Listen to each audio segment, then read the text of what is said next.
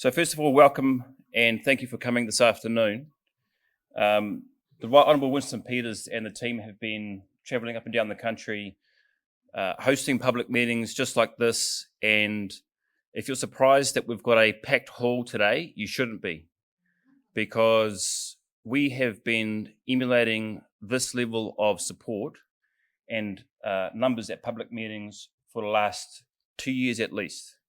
Now, you might not be able to hear that on the mainstream media or see it on the mainstream media news, but if you all follow social media, if you all follow the Right Honourable Winston Peters Facebook page, I don't think that you'd be surprised at all by the turnout we've got today. We're going to be continuing with these meetings in the small... There you are.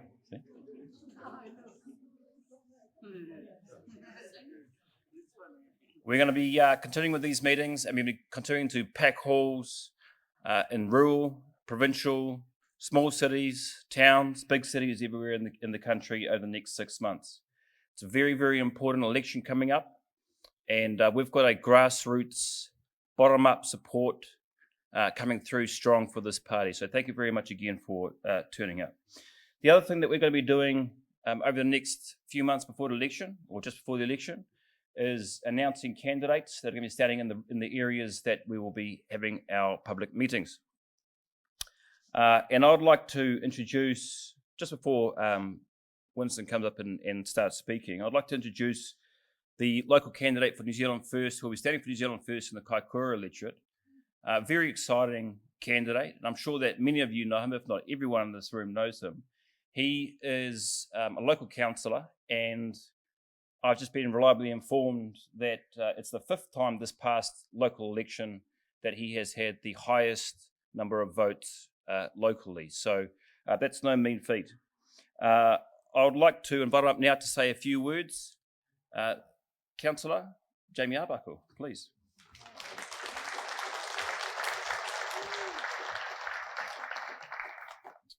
Just firstly, thank you for your attendance here today. I'd just like to thank my committee that helps me behind the scene to get this meeting up and running, and for the past couple of years leading into this election. My chairman and campaign manager, Bruce Partridge, who's a major part of helping me prepare for this election. I believe firmly that New Zealand First can be the surprise package in this coming election, and today shows that surprise package when it will come to polling day in October.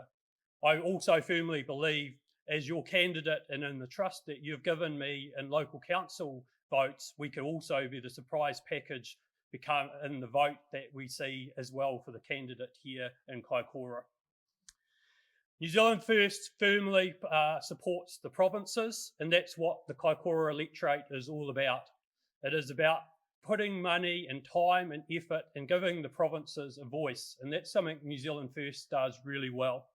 It is about supporting our primary industries. We need a champion for our primary industries, and New Zealand First can give our primary industries that voice.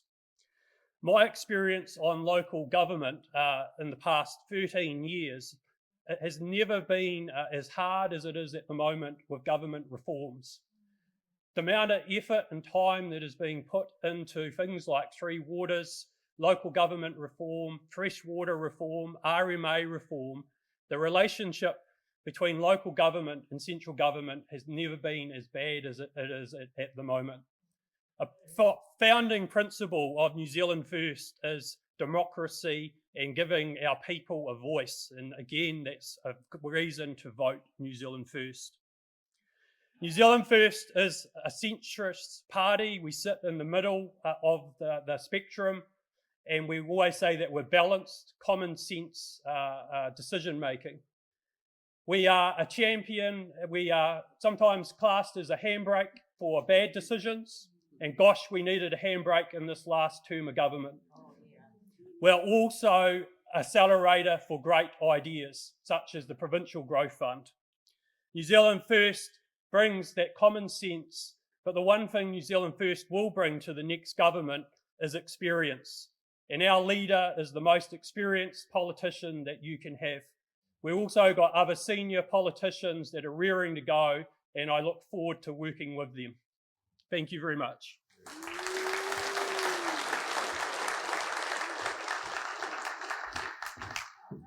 Okay.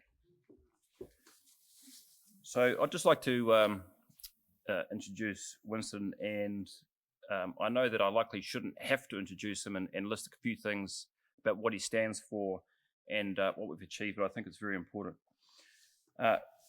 Right Honourable Winston Peters is leader of New Zealand First and has been a prominent figure in New Zealand for over the last 40 years. He has served as Deputy Prime Minister and Minister of Foreign Affairs twice, as well as Treasurer and Maori Affairs Minister. He has served as the MP for Hanua, for Tauranga and Northland. Throughout his career, he is well known for raising many public issues of public concern. He has not been slow to criticise both the media, the elitism, and exposing anti-democratic policies. He believes in one country, one people, one flag, and a democracy where each vote has equal value.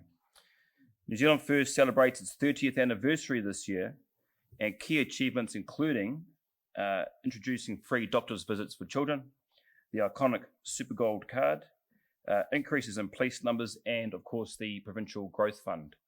I'd like you to put your hands together, please, for the Right Honourable Winston Peters.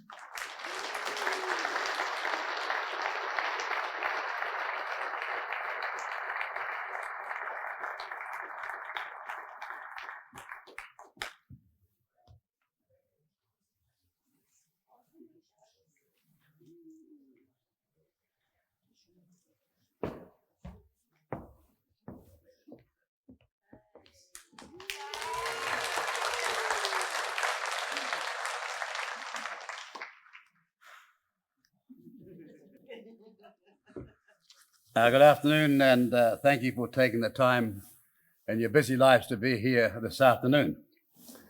And I do hope that some of the cameras will pan around this room and demonstrate that there is a full audience here, that we don't have captured people who turn up just because they're party members, but because they're actually interested in where this country is going.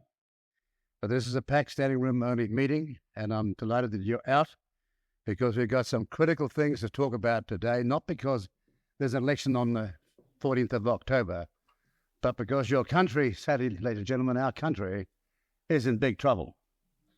And we'll do something about it.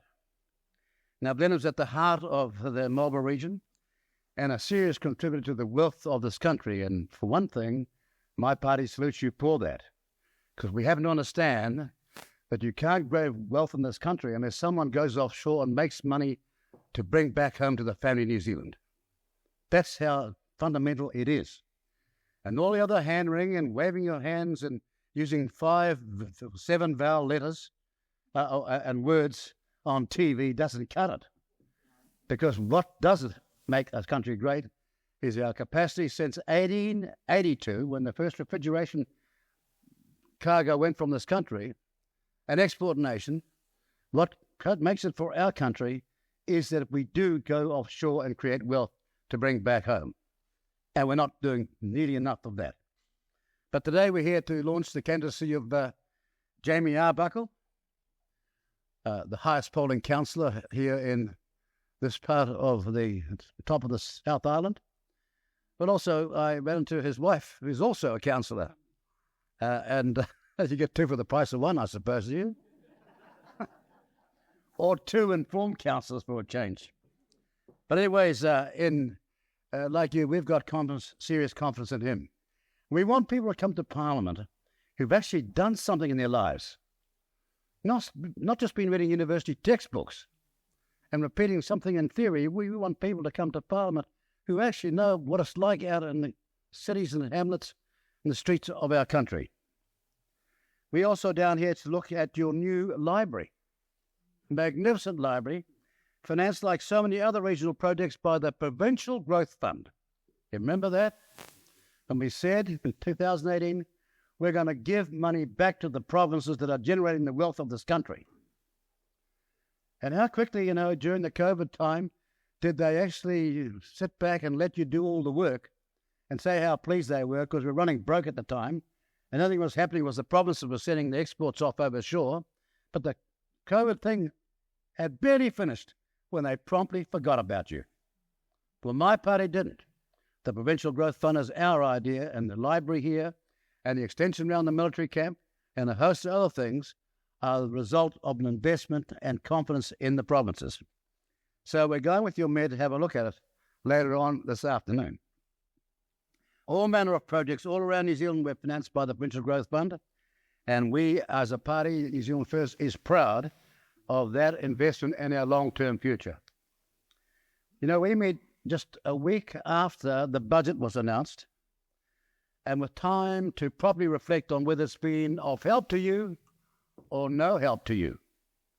Soon after the budget on Wednesday, of course, just a few days ago, the Governor of the Reserve Bank increased the interest rate by 25 basis points.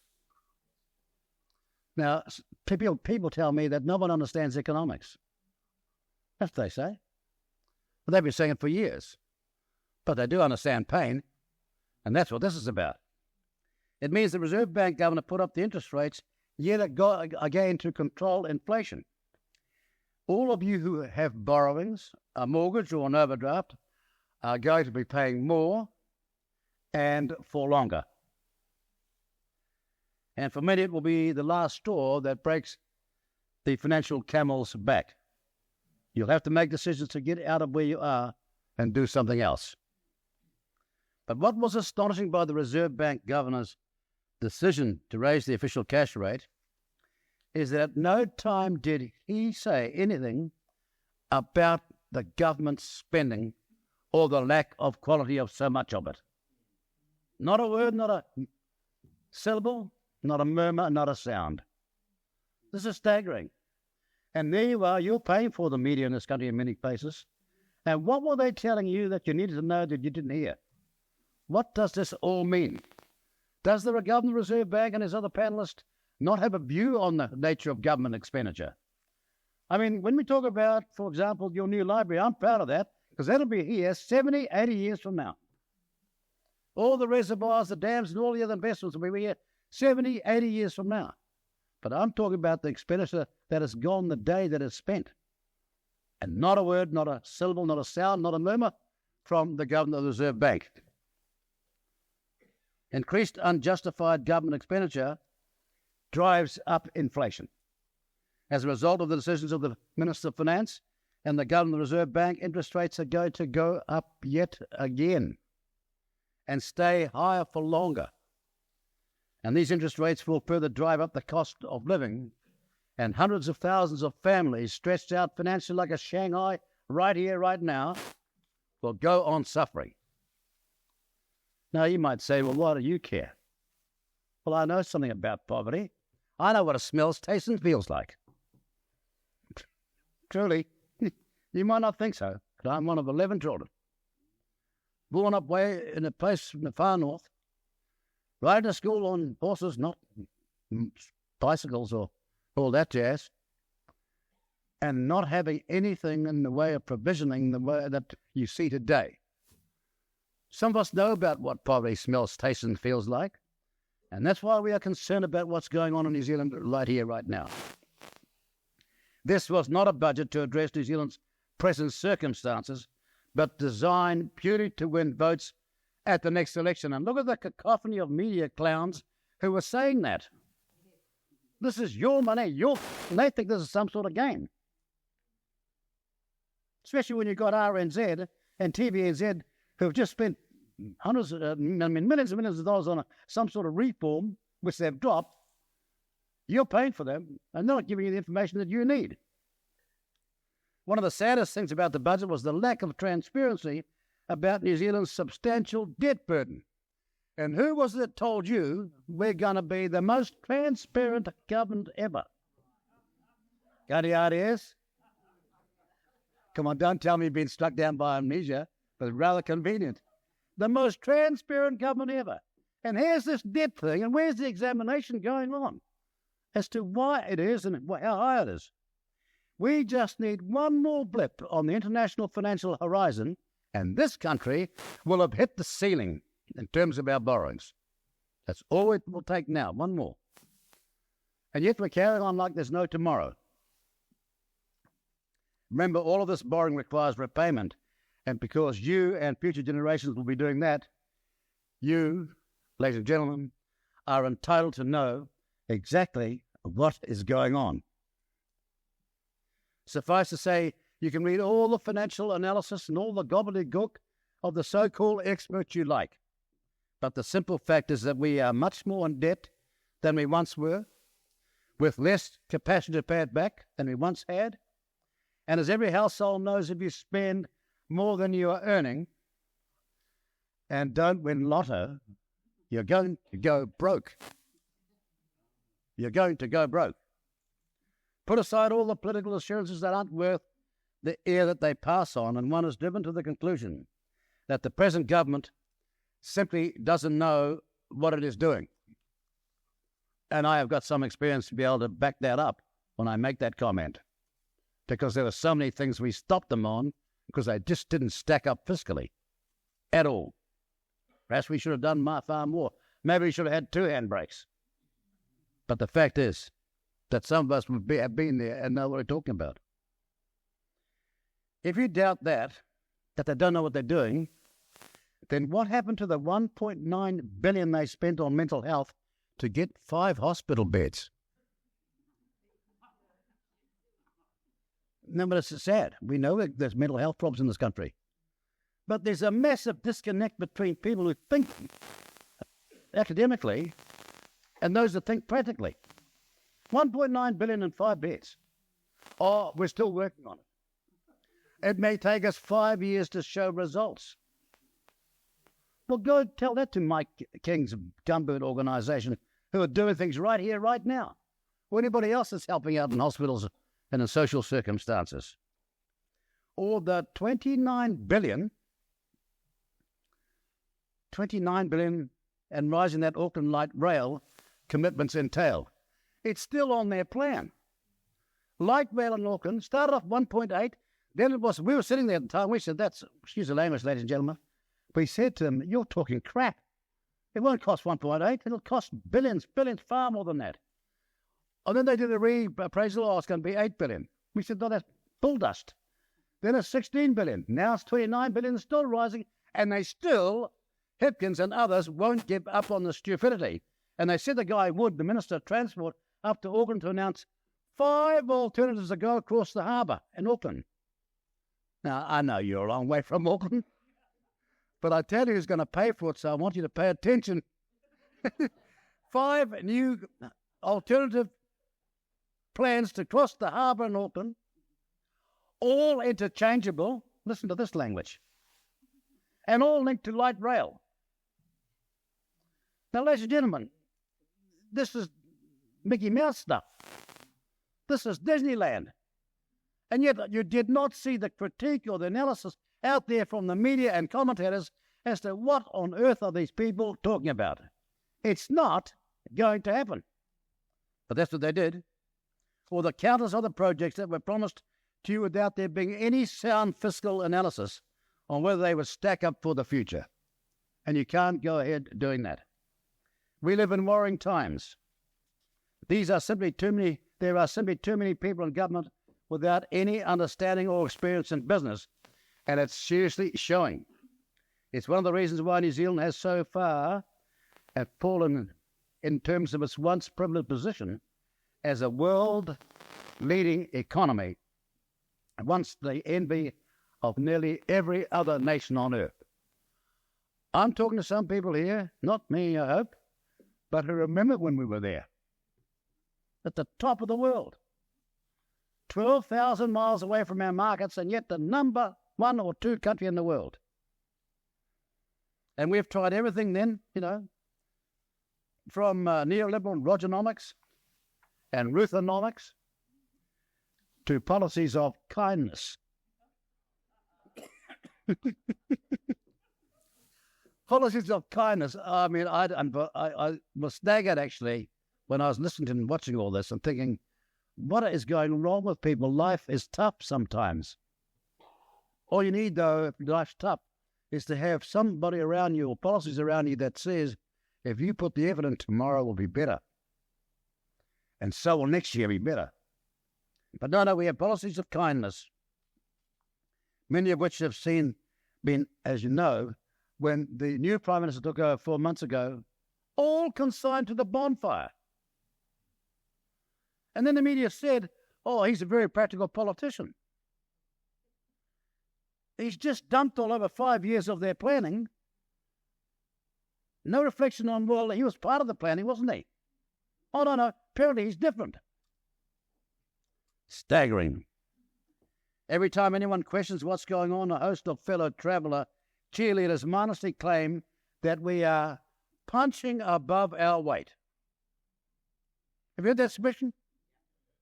What on earth do they think they're talking about? Or, quotes, doing better than other countries. Really? Like Iceland, like Scandinavia, like Singapore? Oh, no, other countries.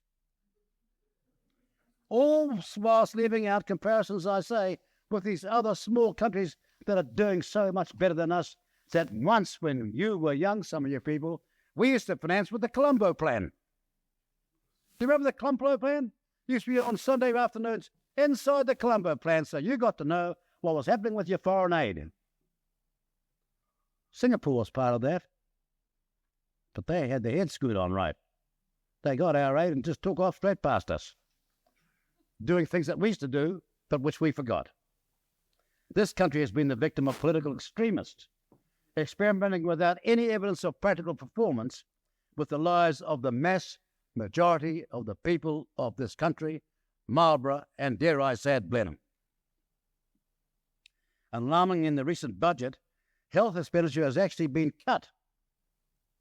You've heard of all the health problems we got? Well, health expenditure in this last budget, last Thursday, is cut, as is funding for police. At the very time when we got a crisis in the health system and crime, law and order, just a lack of law and a lack of order and crime is rampant on the streets and the hamlets of this country. And at a time when there is a massive infrastructure deficit in housing, road, education, just to name just a few, and when we know we have to help those people seriously damaged by Cyclone Gabriel and all the weather events around the country, and other weather disasters, as I say, that you will be aware of, even close here in Marlborough, this government is out without any notice to you quietly decided to give the fan a full load. Now that give the fan a full load is actually an expression of somebody you might remember here. He came into Parliament in 1978. His name was Doug Kitt. I can recall him saying at a caucus one time, and we have an argument, also deciding to give the fan a full load. I've never forgotten, nor did my colleagues. And that's what they've done. Because against their past commitments to introduce focused immigration policy, they have, without warning, opened the floodgates of immigration, and they've never told you. New Zealand's on its way to a net increase in immigration this year alone of over 100,000. That's twice the population of Blenheim. Of course you didn't know it. They're not telling you. They haven't told you. And what on earth is the Fourth Estate doing about this? You know the Fourth Estate is, don't you? That's the media. Independent, neutral. Meant to be informant. They've got all these names like the Sentinel, the Guardian, the Herald. All these names that suggest they're going to tell you something. And they never told you that. Just like that. That's an extra 100,000 people coming in from abroad to a population of 5.1 million. In comparison, all sorts of alarm bells are being rung in the UK because they're taking an extra 600,000 for a population of 67.1 million. So 600,000 for 67.1 million and 100,000 for 5.1 million means we're taking twice what they're taking as a percentage. Right here, right now. And this has caused, it should be causing alarm bells as well. Ladies and gentlemen, as you know, anyone who questions the merits of mass immigration is immediately accused of being a word they can't spell or pronounce. You're immediately accused of being a xenophobe. That's right. Can't wait to get it out of their mouths. Oh, he's xenophobe. Well, why don't you spell it then? As though you have no right to question what's going on here. This, ladies and gentlemen, is still your country. It will be if you make up your mind after this afternoon. Your country again.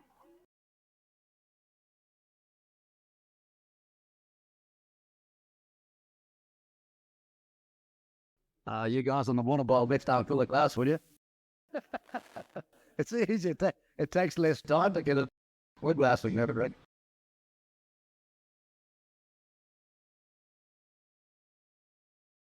As though that you have no right to ask the obvious questions. How many more houses will they need right here, right now? What will be the likely increase in health demand right here, right now? What will be the likely increased education demands for schools, classrooms, and teachers? Already in a situation of crisis now. And how many more cars will be, because most of them will go to Auckland, on Auckland's congested streets? What will be the likely increased infrastructure demand for housing, for roading, transport, electricity, sewage, and water?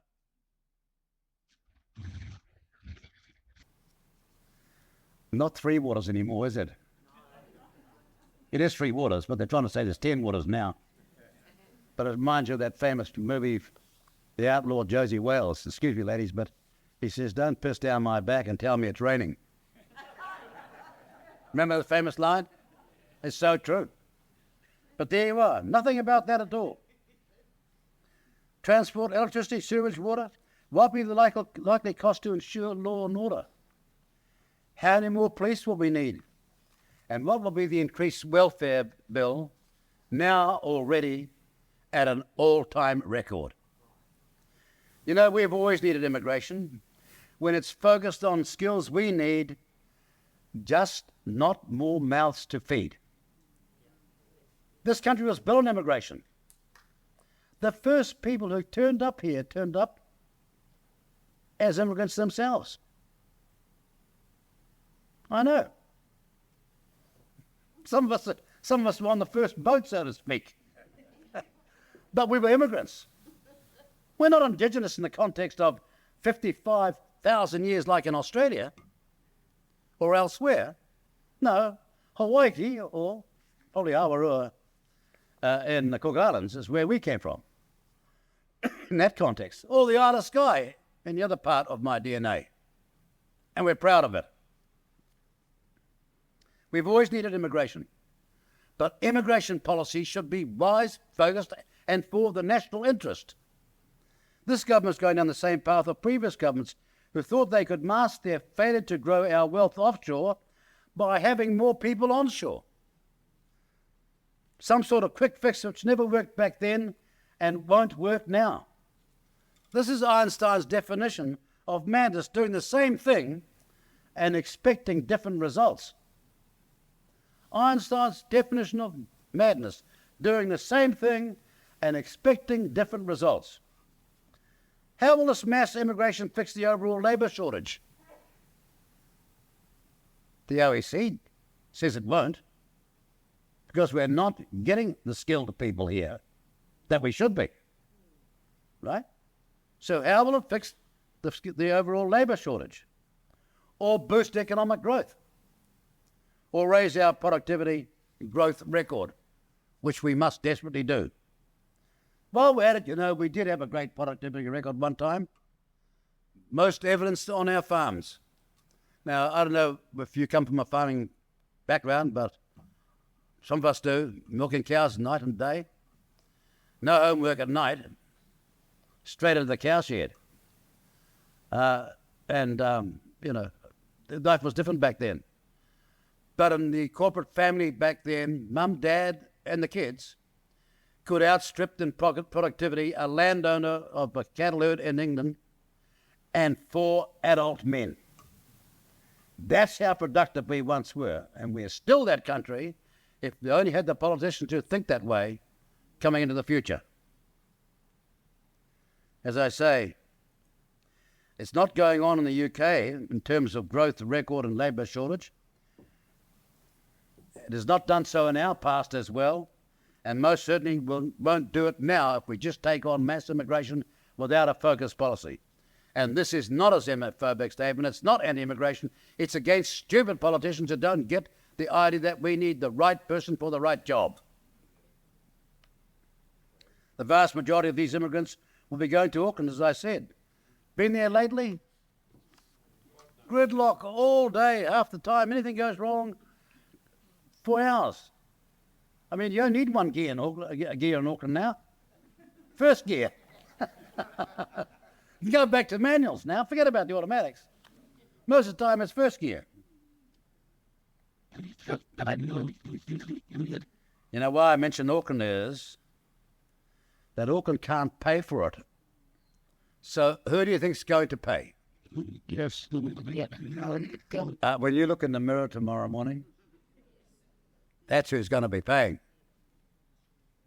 The weather disasters earlier this year, notably in Auckland, Hawke's Bay and East Coast, means there is about $16 billion required to fix the lives, incomes and areas of those people who've had their lives shattered by the weather. That's what is in front of us if we are the decent people we should be. These people should be our priority. Most have lived all their lives in New Zealand, as have their parents before them. However, with this mass immigration, their financial needs coming with immigration like that, then it is certain that our people are going to be neglected who are here already. They will simply not be able to get the money to properly help them.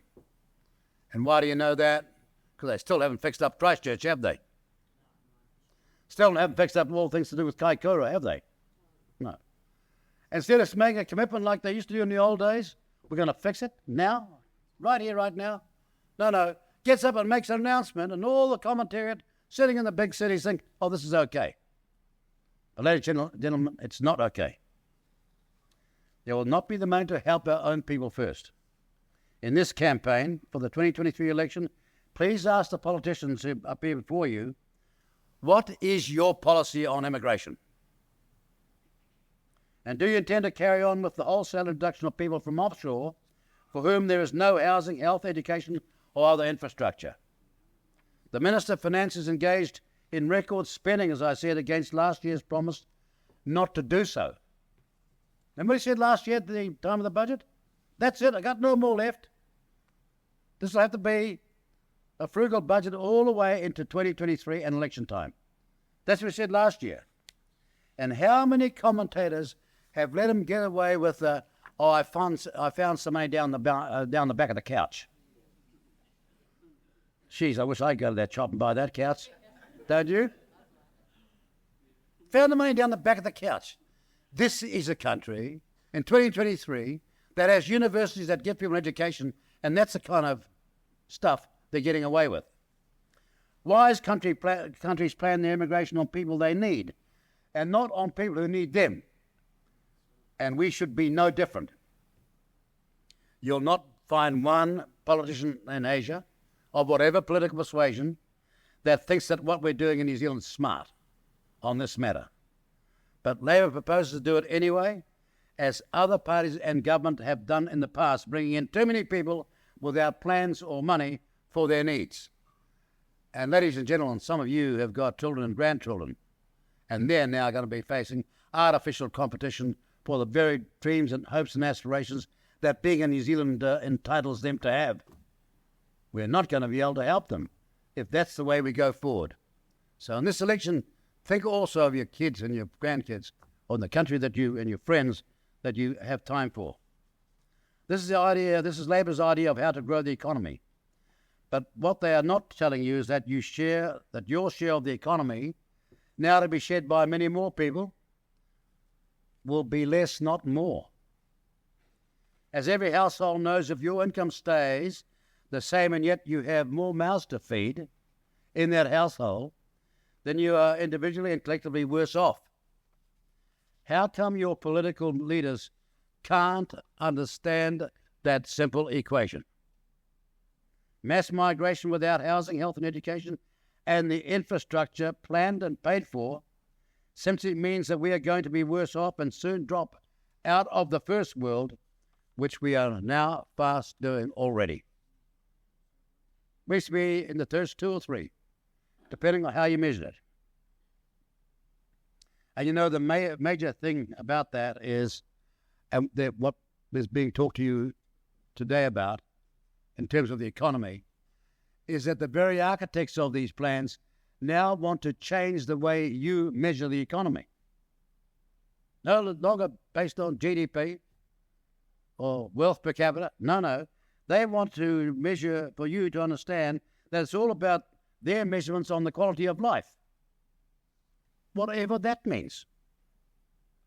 Their objectives are a distraction, a detour or a roadblock from plain common sense analysis. Labor has simply lost its way, and the only evidence you need of that is the new Prime Minister Hipkins putting, as I said, the Labour Party's policies of the last 5 years on the bonfire, or some of them. He is saying that the policies he was so intricately involved in preparing and defending can't be trusted. But by some illogical miracle, he and his colleagues, who were their architects, can be trusted in election year. No one appreciates, ladies and gentlemen, and we all know this, no one appreciates a history lesson. But New Zealand once was, as I said, at the very top performance economically and socially in the whole world. And the lifetime of some of the people in this room, as I said before. The difference is, of course, that we got to be one of the world's greatest democracies and economies delivering sound social policies when we had members of parliament who had a real connection with life outside of it. They were not student union politicians without any business and trade experience, but practical people who lived through a Great Depression and a war, giving them a real sense of commitment and service in Parliament. Now, I don't know whether you're a monarchist or not, but I saw the recent death of the Queen, and I've observed all my life, since 1953, a record of service that's unparalleled. You don't have to be a monarchist to respect service, but there's an example. And there are countless ones in our community as well. But there are far too many in Parliament who think it's all about my team, my party, right or wrong. Not the way it used to be. My party, when it's wrong, it's got to be put right. When it's right, it should stay right. But too many people are going there, as I say, who seem to be CV politicians, whose education comes solely from a textbook, coupled with a massive army of spin doctors whose job it is to build the political lily and gild the political lily and tell you that black is white and white is black. Remember a guy called Holyoake? He came from here one time in the 30s, way up to go up north for his political future. When he was the Prime Minister, he had 5 of them in his staff. John Key had 65. When Holyoake was the Prime Minister, he had 5 on his staff. Now, I don't want to be immodest, but I know Keith Holyoake. I know you won't believe me, but it's true. I knew who he was, met him and all that sort of, met him. But he had 5 on his staff and John Key had 65. See what's going wrong here? Why would you need that many spin doctors if you knew what you're talking about? Well, Jesus only had 12 and one of them was a traitor. But you see what's going wrong? Yeah. Watch them on television waving their hands about trying to assure you that there is nothing to see here, or that the government is considering these matters. Listen to these words. But we are going through a process. Have you heard that? It's like when you're making scrambled eggs in the morning. You're going through a process. These are ministers saying on TV with their spin doctors on about $200,000 a year. Your money. Preparing this sort of gobbledygook and feeding it to you. And how often have you heard them announce plans with no fiscal analysis to back it up. That's why for a month we had a cycleway planned over the Auckland Harbour Bridge. For a month. The wacky idea was dumped, but by then it had cost 52 million. Now, come on. The way you're smiling at me, are you the Mother Teresa branch of this country? Are you the Mother Teresa branch of the South Island? Of course, you're not looking angry. 52 million for a wacky idea that never went ahead. How many families could I home with that? A lot of families could be at home with that. You never got told? No, at the same time that the Ashburton Bridge was closed. Well, one bridge has to be fixed. The other one's a crappy idea. Stupid. Doesn't make any sense. Or the 29 billion in rising cost of light rail in Auckland. A dream that has all the levitation of a lead balloon. And who came up with these ideas? Well, Labour did, and the Minister of Transport did, so why on earth is he still in the job? You have caused enough alarm already, but I want to close in this address to you today with something that you should be really concerned about that is sinister now in our country. It is the idea of a small elite that New Zealand should not have one government, but effectively two. One based on one race, the other based on the rest of us. And that there should be two standards of democracy. So there's no longer one person, one vote, and each vote of the same value, but one race having a vote of far greater value than the rest. We even had a Maori Party politician recently thinking he was clever, saying that people had two votes already, and he dismissed it. And so that's already in place. So he said that votes of different value was a fact already. It was only a week ago. He couldn't even intellectually grasp that MMP is where you have, alongside all others on the electoral roll, one vote for the constituent MP, and then alongside all others, one vote for the political party of your choice. It's not two votes of different value. It's both the same. Scribbles. You know what I mean, don't you? No, you don't. Go downtown to the Mariah, get it tattooed up and start talking like you're a chief. You know what I mean, don't you? You know what I mean. And the cacophony of journalists interview him never even pointed out to him the fallacy of his claim. Or didn't they understand it themselves? If these people are allowed to prevail in politics, then the mass majority of New Zealanders, possibly as high as 98%, are simply going to be worse off. And that includes the mass majority with some Maori in their DNA, in whose name and trumped-up numbers a group of elite Maori and their fellow travellers are making these outrageous demands. They are demanding nigh on $1 billion extra each year alone for policies where race decides the expenditure, whilst at the same time utterly ignoring the four critical things that Maori want from Invercargill to Kaikoura and dare say in Blenheim. A safe, affordable house, quick access to good health systems, wide access to educational training so you can get on the escalator of education and go as far as you like, and first world jobs. That's what Maori want. And it is strange. That's what everybody wants. So why aren't they focused on those things and not their pet projects? These essential needs barely cross the minds of these radicals. Willie Jackson said this week, last week following the budget, I'll quote him, "We've got the by Maori for Maori budget. But let's not forget most Maori are not attached to our Maori organisations," unquote. Thank you, Willie, for your moment of honesty. You just let the cat out of the bag. You're talking bull dust, Willie, aren't you, about what you Maori need? You just told everybody that the mass majority of Maori are not even part of your programs or funding or assistance. to paraphrase President Lincoln, they are of the people, but they are not for the people. These elitists in the Maori world survive with their unreasonable demands because very few are prepared to challenge the ethnic construction behind their demands. How long have you been told that this guy up here is a potato? Come on. How long have you been told this guy here is a potato? By some Maori who don't even know what a Maori potato looks like. Because it's not white on the inside.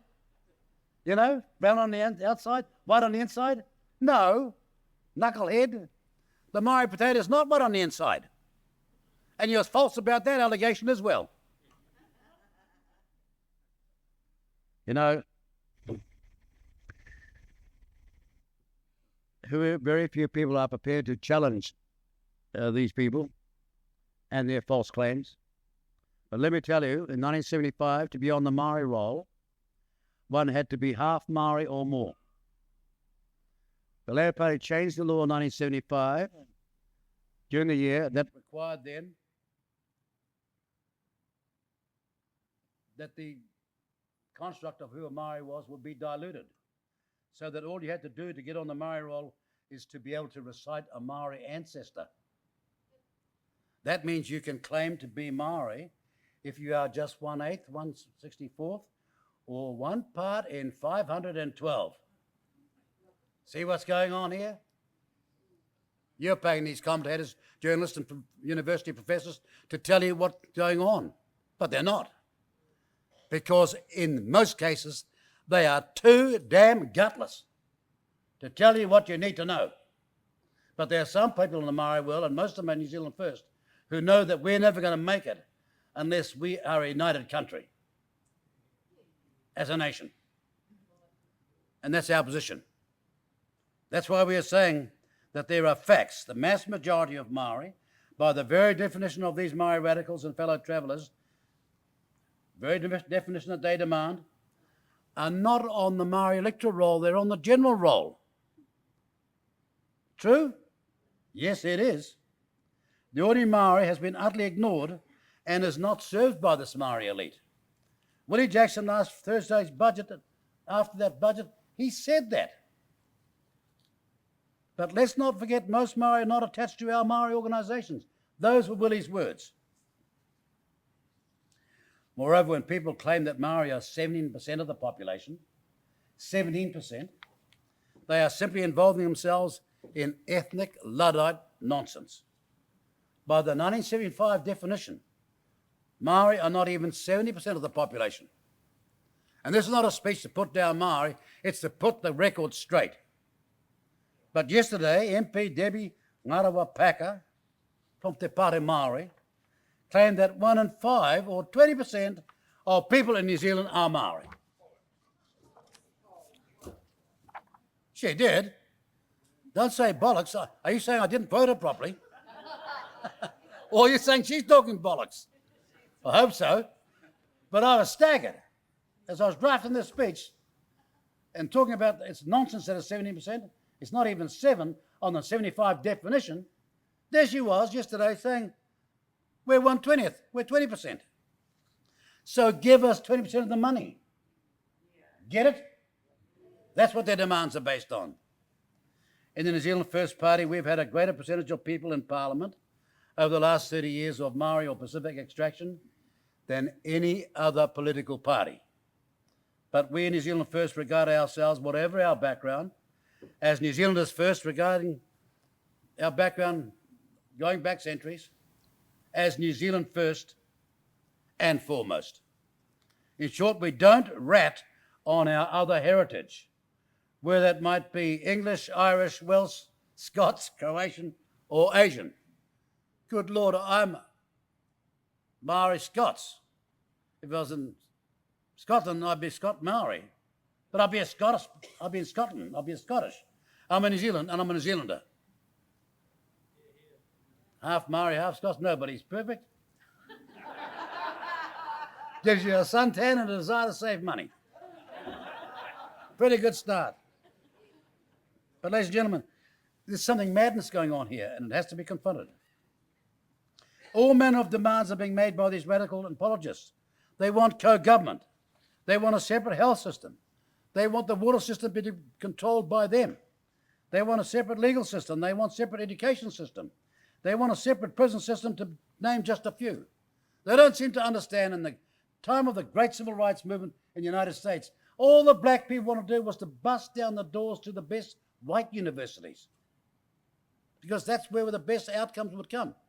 No, over here, we want to start all our own, separately, away. Separate education, separate everything. And who asked them? Who gave them the license to say that?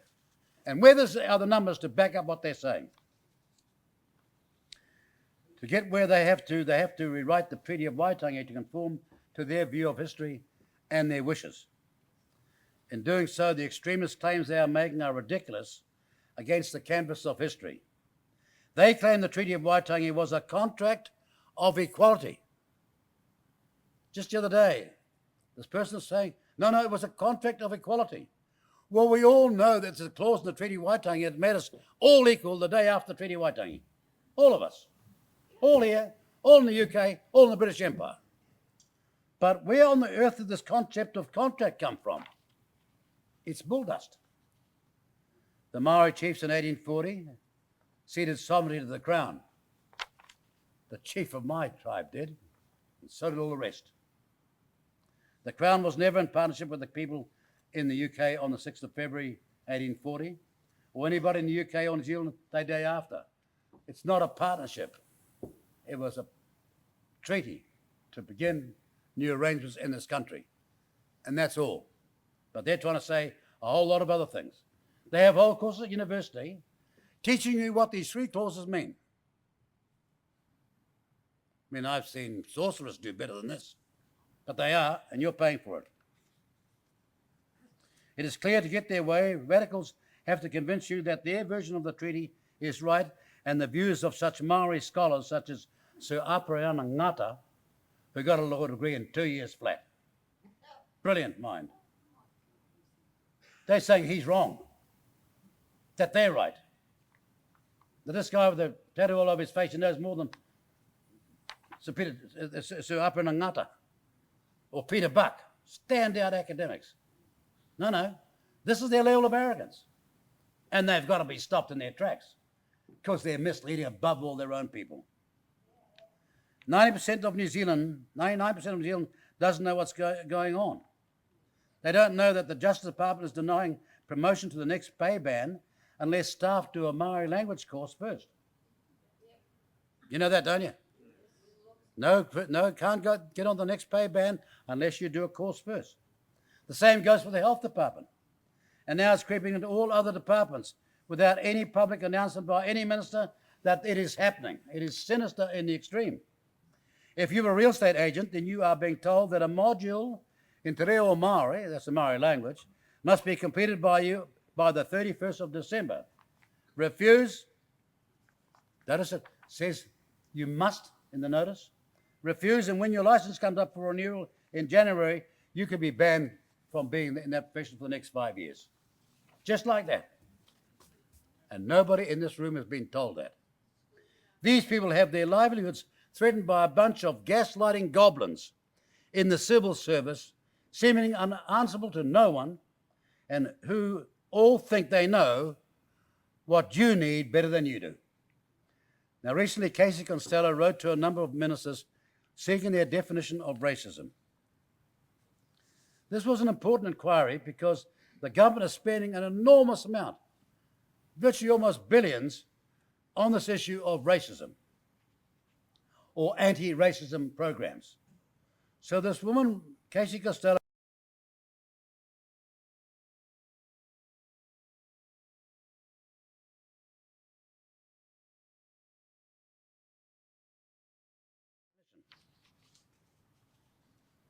the Human Rights Commission said that they didn't have a single agreed definition. The Race Relations Commissioner did not reply. Still hasn't. 14 ministers simply would not answer the question. 3 ministers referred it to their ministries. That's 17. And one discussed the Human Rights Commission definition, even though the Commission stated they didn't have an agreed definition. This all happened recently. The ministries and government departments are now riddled with Treaty of Waitangi requirements, all dreamed up by a covert, secret inner group of politicians and willing bureaucrats. They operate on the Pandora principle, which simply is once their extremist interpretations are in place, you won't be able to do a thing about it. Have a look at the comical name for the New Zealand Transport Authority, Waka Kotahi. Is that not a boat on the road? Not on a trailer, a boat on the road. Air New Zealand now claims that their services are waka or boat in the sky. Everywhere there is this imposition of language which 90% plus don't really understand. And today there was an article about a lot of people not being able to visually read the signs fast enough to be able to act safe enough. That's in today's paper. So just in case that's not more difficult enough, they want to put two languages up there and say, oh, it's just like Ireland, just like Wales. No, it's not. The mass majority of Maori all speak English. Don't give us this rubbish. Don't think I'm against the Maori language. I was there when Muldoon gave the first money to the Maori language. I'll tell you about it sometime, but not today. And every other area. But I'm talking about what's bad for this country and what's good. You know, the purpose of communications is understanding. But these people are using taxpayers' money without any regard to what the mass bulk of the population, which includes the majority with Maori in them as well, not understanding what the gaslighting goblins are talking about. Ladies and gentlemen, in the 1850s, that's a long time ago, that the 1850s, there was a I Know Nothing party in the United States. Members of that party were required to say, I know nothing, when asked about specifics of their party by outsiders. It was called Know Nothingism. Well, we have that movement in our country now in government agencies, and in the bureaucracy. They're doing all this stuff, but they won't tell you. When they're asked, they don't know. What's the definition of racism? Where you're spending hundreds and hundreds of millions of dollars. We don't know. That's what they're telling to you. That's what they're saying to you. Now look, for an educated society, this is not good enough. When challenged to explain what is their definition of racism, which is driving so much of their separatist agenda, they resort to claiming to have no knowledge or definition of what racism is. Ladies and gentlemen, we all have to decide in this campaign whether we believe freedom is worth fighting for, whether truth should prevail over deceit, and whether common sense triumphs over extremism. We have to decide that this indoctrination, without any mandate from you, but paid for by you, is going to be stopped in its tracks. We have to have the courage to face these social manipulators and the politicians that encourage them to do that or are at the front of it. On these critical matters for our future social cohesion, please look at the record of politicians and political parties in this campaign. Only one party from its outset has striven to put our country first and our people first. It's in our name. And if you want to argue that, who stopped the UN Declaration being signed up to in 2007? And who went and did it in 2010? Well, the guy that stopped it in 2007 is looking at you right now. And the guy that signed up to it is John Key.